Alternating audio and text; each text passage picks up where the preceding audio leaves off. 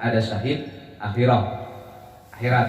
Jadi syahid itu di sini yang dimaksud dengan syahid di sini adalah syahid akhirat ya. Syahid akhirat, itu dia. Syahid dunia, orang-orang yang berperang di jalan Allah terlihat ya kesyahidannya karena mereka membela agama Allah. Ada juga yang syahid akhirat seperti mana? Wanita yang hamil melahirkan wafat. Itu juga kan syahid. Cuman syahidnya syahid menurut akhirat. Orang yang sakit perut, muslim, mukmin, meninggal, itu juga syahid. Orang yang sakit pinggang, orang yang tercebur, orang yang terbakar, itu juga kalau mereka mukmin, muslim, maka mereka juga syahid menurut akhirat. Beda-beda dengan syahid dunia, orang-orang yang berperang di jalan Allah Subhanahu wa taala. Untuk syahid akhirat boleh dimandikan. Ataupun di sini disebutkan mayit siktin. Siktin itu mayit aruron ya. Mayitna misalkan jalma nu ngalahirkeun anak maot atawa orokna itu. Orokna nu karuron ketika mereka melahirkan terus meninggal. Itu ada yang bilang gak usah dimandikan, ada juga bilang yang memandikan. Atau juga orang yang tidak bisa dimandikan, itu tidak usah dimandikan, seperti orang yang terbakar. Orang yang terbakar itu kan tidak harus dimandikan.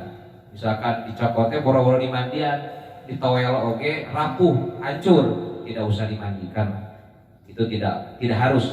Kalau misalkan mengakibatkan hilangnya sebagian anggota badan mayit. Jadi orang-orang yang biasa saja wafatnya mungkin karena sakit biasa, bukan karena yang luar biasa, itu harus dimandikan. Yang selanjutnya di sini haid sama, nifas juga sama, dan melahirkan juga sama. Di sini al-mashubah bil balal mujibatul ghusli qat'an wal mujarrada anil balal mujibatul ghusli fil asah. Tetapnya menurut kaul anu sahih rek aya babasihan, rek aya teu aya babasihan, arek kaluarna tina palawanan atawa anu diteset aja teh tetep menurut kaul mu'assah ieu mujibat lil ghusli, wajib untuk adus. Isi istri urang ngalahirkeunna lewat aya nu sesar, aya nu tinu biasa, sanajan teu kaluar darah istihadah tolbun teh maka tetap wajib adus. Untuk kesunahan adus itu kan di sini ada 5 kalau nggak salah dalam kitab Bajuri. Kesunahan adus wasunanuhu ayat ghusl khamsatu asya. 1 membaca bismillah wal wudu dengan sempurna sebelumnya. 3 mengucapkan niat dari hadas yang kecil. Yang 4 wa ibradul yadi ala ma wa salat ilaihi minal jasadi wa yu'tabaru an hadil ibraru bidalki, masok-masok badan hareup tukang benernya wal mualah tuluy-tuluy. Itu wal mualah itu tuluy-tuluy mun bisa ulah kumaha kaki heula jalan-jalan ka itu terus ka dieu. Nah eta memang itu juga boleh, cuman tidak mendapatkan kesunahan. Kalau misalkan kita adus, boleh nggak misalkan kepala dulu habis kepala kita misalkan rokok karena istri mungkin ketok-ketok tuh kuat hayang miceun atau maneh heula lah misalkeunana suatu istri heula urang kakara sirah ngawungkul gitu biasa-biasa wae sapali mah tetep kudu mualah tuluy-tuluy tetep saur sapali wa taqdimul yumna ngaheulakeun katuhu kumaha lamun nu kenca heula teu naon da ieu mah kasunahan sanes kewajiban. Sunnah hukumna ketika kita mau beradus baca bismillah dulu, menghadap kiblat, wudu dulu, menghilangkan hadas-hadas yang kecil, terus ngusap-ngusap badan anu ngosokan lainnya. Dal kitu ngusapan, ngosok naon badan urang, tuluy tuluy ngaheulakeun anggota anu belah katuhula manalikeun anu belah kenca eta kasunahan di dieu al-madhkura al-mabsutotani al-mabsutot anu panjang lebar babaranana minha. Yang terakhir wataslisu nilu kalian sakali juga memang pek bae, lamun seandainya kita cukup dengan satu kali rata maka boleh satu kali. Tetapi kalau misalkan mang-mang dengan satu kali maka di sini sunnah untuk 3 kali. Wa takhlilu sya'ri naon nyela-nyela naon rambut bisi panjang rambutna pada istri atau nabi pamegat panjang rambutna di sela-sela ya di sela-sela rambutna eta ge sami kumaha lamun teh mah rambutna teh gali tetap wajib dinaon adus mah tetap wajib nepi ka mana ka hanap nepi kana kulit. Nu disebutkan jildu di sini yang dimaksud dengan jildu kulit di sini adalah luareun daging anu aya sya'run anu naon anu lembut nu ipis sia nya maka eta disebutkeun jildu eta wajib di datangan ku cai. Jadi dina ieu pasal ngajelaskeun perkara nu ngawajibkeun kana adus aya genep. Yang pertama ilajul hasaba, yang kedua wahurujul mani, yang ketilu wal haid, 4 nifas, 5 wiladah, 6 maut. Untuk kewajiban adus, untuk fardu adus, tata caranya juga satu, kalau dalam sabinah niat sama mengocorkan naon cai kan sekali badan sing rata. Tetapi dina kita beriat sareng dina kita baju 5 yang tilu sajaba tiniat sareng ngocorkeun cai. Yang ketiga adalah menghilangkan terlebih dahulu najis-najis yang ada dalam diri. Terutama mungkin kalau misalkan kalau najis hukmiyah cukup ya tadi kalau hukmiyah cukup dengan sekali bolehlah menurut Imam Nawawi, menurut Imam Rafi'i tetap harus 2 kali. Kalau menurut Imam Rafi'i najis hukmiyah harus 2 kali tetap. Menurut Imam Nawawi cukup sekali. Untuk ainiyah mau Rafi'i mau Nawawi sama harus 2 kali kecuali najis mughalladho. Kalau seandainya najis mughalladho itu harus menurut aturan menghilangkan najis mughalladho 7 kali disertai dengan tanah yang sekali.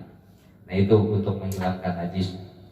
Kumaha lamun teh misalkeun deuneuk-euneuk aku sato anu mughalladho aya istri misalkeun anak gawe diasupan we naonana parkina ku anjing misalkeun ku bogaan anjing misalkeun apakah wajib adusnya sama tetap tadi sanajan ku hewan kumaha lamun teh mah jadi budak apakah budakna eta teh najis atau henteu cik kira-kira najis atau henteu lamun misalkeun orokan jadi janin dari hewan yang najis mughalladho nanti jadi janin. Apakah najis teh? Najis mughalladho tetap. Kan najis mughalladho teh anjing, babi, sareng turunanana. Akhirnya jadi najis mughalladho. Najis cuman ketika dicapak ku batur. Adapun untuk diri pribadinya dia tidak najis. Dulu pernah ada di Ciamis satu kejadian seperti itu, tapi mungkin Allah lebih sayang ya, waktu lahir langsung meninggal anaknya, maka tidak jadi gede berkain nanti. Pernah ada kejadian seperti itu. Jadi seorang wanita ditiduri mungkin dengan hewan seperti itu, terus melahirkan, maka untuk diri pribadi anaknya tidak najis, boleh wudu sah gitu kan. Tetapi ketika disentuh orang lain dia najis, waduh. Anjing ngepet anjing ngepot untuk adus. Dan untuk adus-adus yang sunnah itu banyak sekali ya. Adus-adus yang sunnah memang banyak. Di sini diceritakan adus hari Jumat ya. Adus hari Jumat itu ketika kita masuk hari Jumat di dukhul yaumul Jum'ah itu hukumnya sunnah ya, tidak wajib. Bagaimana kalau misalkan kita adus di hari Jumat yang wajib, apakah yang sunatnya dapat atau tidak? Ngeunah teuing lamun dapat ya. Tapi menurut sebagian ketika kita adus yang wajib, maka yang sunnah juga dapat. Tetapi ngeunah teuing lamun kitu mah gitu. Tetapi sawareh mah adus sunah, wajib gitu. Saur sapalih mah seperti saum, kumaha lamun urang saum dina hari Senin ngadoa, apa meunang urang kasunatan poe Senin? Untuk kesunahannya saum di hari Senin ya dapat, tetapi untuk saum sunnahnya kita tidak dapat. Untuk hari Senin itu kan hari kelahiran baginda Rasulullah, maka kita sunnah melaksanakan siam. Nah, sesiapapun yang saum di hari itu mendapatkan kesunahan, mendapatkan puasa, mendapatkan kesunahan. Tetapi ketika kita kodok berarti hukumnya wajib. Di hari Senin itu dapat puasa kodok dan dapat kesunahan siam di hari Senin, bukan dapat saum sunnah di hari Senin, bukan, karena kita tidak puasa sunnah. Seperti kan hari Kamis itu, kenapa kita saum di hari Kamis? Karena menurut dalam hadis di Riyadhus Shalihin diceritakan bahwa hari Kamis itu adalah diangkatnya setiap amal perbuatan setiap minggu. Jadi amal perbuatan itu kan ada setiap harinya sebelum maghrib, ada setiap minggunya setiap hari Kamis, ada juga setiap tahunnya yaitu di bulan Sya'ban. Nah itu untuk pengangkatan amal, makanya disunahkan untuk siam. Untuk puasa tanggal 13, 14, 15 itu disebut Syamul Bait. Puasa apa itu hukumnya? Sunnah juga. Untuk apa? Untuk menahan diri kita supaya lebih dingin, lebih tenang, lebih tentram di hari-hari itu. Ataupun 1 bulan 3 hari disebut Yaumul Bait, itu hukumnya sunnah kita berpuasa. Nah, untuk siam hari Jumat ataupun hari Sabtu, itu ketika kita siam hari Sabtu harusnya dengan minggunya ataupun dengan Jumatnya. Kenapa? Karena kalau kita siam di hari Sabtu saja itu ada larangan. Kenapa? Karena kalau kita siam hanya di hari Sabtu, kata Rasulullah SAW, kalau seandainya kalian mau berpuasa di hari Sabtu saja, itu tidak boleh. Kalau mau puasa di hari Sabtu harus dengan Jumatnya ataupun sesudahnya. Kenapa? Karena hari Sabtu itu harinya untuk berpuasa orang-orang Yahudi. Maka kita sebagai umat Muslim dibedakan. Seperti saum Asyura itu kan, saum Asyura itu kenapa Nabi menyuruhnya sebelumnya dan sesudahnya? Karena untuk membedakan dengan orang-orang Yahudi. Nah, di sini adus Jumat hukumnya sunnah. Tujuannya apa? Kalau dalam kitab Wasiatul Mustafa, ketika seseorang melaksanakan adus Jumat, maka insya Allah hari Jumat ini sampai hari Jumat depan dosa yang kecil Allah akan ampuni. Menurut hadis yang ada di kitab Wasiatul Mustafa yang diceritakan oleh Sayyidina Ali dan diterima dari baginda Rasulullah SAW, orang yang melaksanakan siam orang yang melaksanakan adus di hari Jumat, maka dia akan dibersihkan dosanya dari Jumat ini ke Jumat yang akan datang. Itu tujuan untuk adus di hari Jumat. Dihadiriha waktu min fajris shadiq. Waktunya itu min fajris shadiq. Waktu naon mah? Waktu adus dari Jumat nyata ketika fajar shadiq. Fajar shadiq berarti fajarnya ya 2. Hiji ya fajar kidib, 2 ya fajar shadiq. Kalau fajar shadiq itu berarti subuh lah kira-kira. Anu caangna nepi ka pajajahan, caangna menyebar disebut fajar shadiq. Kami fajar kidib, cahaya anu ngagelong di langit. Nah ini disebut fajar kidib, tapi tidak menerangi kemana? Ke bumi. Nah itu disebut fajar kidib. Biasanya jam 12, jam 1 itu ada cahaya di atas, namanya fajar kidib. Nah ini untuk kesunahannya melaksanakan adus Jumat, yaitu ketika min fajris shadiq, waktu nate ketika keluar fajar siddiq, ataupun adus Idul Fitri, Idul Adha, sami hukumnya sunnah. Iraha waktuna wa waktu hadil muslim binis pilail setengah detik, atau adus badai melaksanakan istisqa. Naon istisqa? Istisqa teh nyata nyuhunkeun sisiram ya Allah Subhanahu wa taala disebutkan surat istisqa nyuwun dan disiram atau wage adus gerhana matahari, gerhana bulan, gerhana matahari, gerhana bulan hukumnya sunnah. Ketika kita ada gerhana kita adus, ataupun sudah memandikan mayit mau kafir ataupun muslim itu juga sunnah. Kumaha lamun tema aya mayit kafir, nah menang di adusan atau henteu tidak wajibnya memandikan orang-orang kafir. Deui mun arek teh mah gitu. Mun arek teh mah mangga we ngan teh mah teu wajib untuk memandikan orang-orang kafir. Kumaha lamun kafirna kafir harobi teh kudu lah. Lamun teh mah kafirna kafir harobi. Kumaha lamun teh mah ieu mah keluargana teu maksa. Mandian atau diniatan. Buyur we gitu. Berarti memang begitu mah teu temenan. Sok make euring. Lamun teh mah urang rek mandian.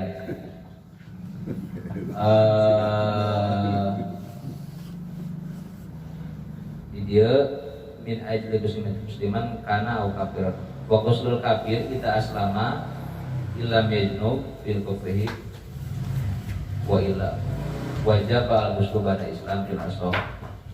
Kumaha lamun teh jelema sebelum masuk Islam itu mungkin banyak melaksanakan junub ya.